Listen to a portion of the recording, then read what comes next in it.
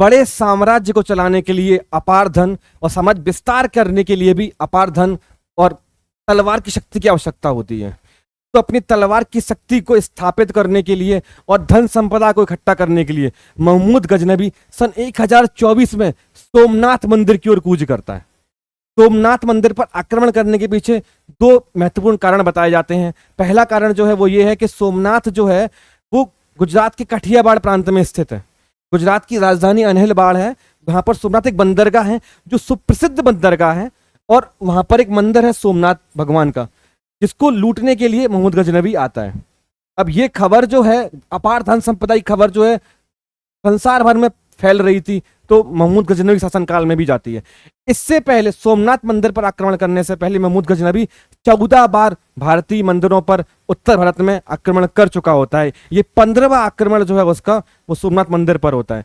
उत्तर भारत के लोगों से कहा जाता है कि उन्हें सोमनाथ मंदिर का आशीर्वाद नहीं प्राप्त है, इसीलिए महमूद गजनबी ने वहां पर आक्रमण किया और उन्हें लूटा, लेकिन ऐसा सोमनाथ में कर पाना संभव नहीं है। तो दूसरा यह कारण भी बताया जाता है उसके आक्रमण करने का।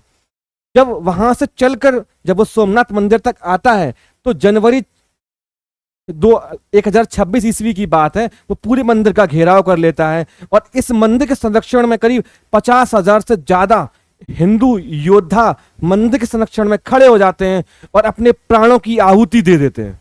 इन 50,000 योद्धाओं का भीषण नरसंहार कर देता है महमूद गजनबी। उसके पश्चात वो मंदिर प्रांगण में अंदर प्रवेश करता है, जिसके बारे में अलबरूनी कहते हैं मंदिर के बारे में कि मंदिर जो है वो पिरामिड नुमा शिखर है। उसकी 13 मंजिली इमारत है, उसमें 14 स्वर्णिम गुंबद हैं और 56 अलंकृत स्तंभ है पूरे मंदिर में, और 20 मन भार, यानी कि 20 मन, जो एक मन में 40 किलो होता है, इस भार से अधिक के घंटे हैं उसमें।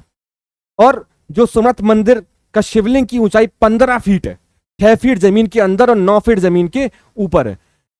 बुद्ध शिकन की उपाधि धारण करने की लालसा में महमूद गजनबी अपने गदा के एक प्रहार से शिवलिंग को तोड़ देता है, और कहते हैं वो जो शिवलिंग है वो पूरा स्वर्ण मुद्राओं से भरा हुआ पूरा स्वर्ण का शिवलिंग था। इसके पश्चात वो उस गांव को लूटता है और सारे स्वर्ण को लूट करके वापस ले जाता है। इस स्वर्ण को जब वो लूट कर वापस ले जाता है तो उसके हिस्से में, महमूद गजनबी के हिस्से में, करीब 2 करोड़ से अधिक स्वर्ण मुद्राएं उसके हिस्से में आती हैं।